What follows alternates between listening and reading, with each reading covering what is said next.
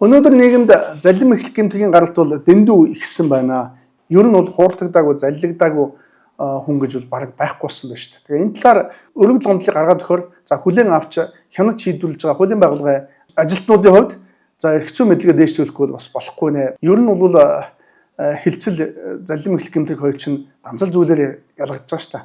Анханасаа өгөхгүй л гэж бодож авсан бол энэ залим эхлэх гэмтрийг анханасаа өгнө гэж бодож яваад өгч чадахгүй бол энэ иргэний асуудал шүү дээ.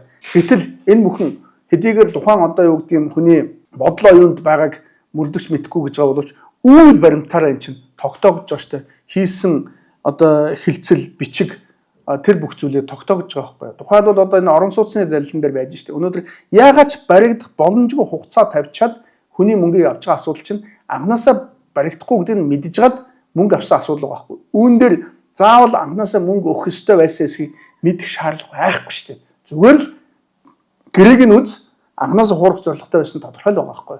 За гихмишлэнгийн ингээд зүйлүүдийг өөрөлдвөл юуг нотлох баримт гэж үзэхгүй нотлох баримтыг яаж үнэлэх үү гэдэг асуудал дээр эрх зүйн мэдлэгээ дээшлүүлэхгүй бол одоо иргэдэг хохирох асуудал дэндүү их гараад байна. Үүн дээр тухайн байгууллагын удирдлагуудад анхаарал тавьж ажиллахгүй бол одоо дэндүү болохгүй нэ. Хохирсон дээр хохирдог ийм л нийгэм одоо бий болж шүү дээ.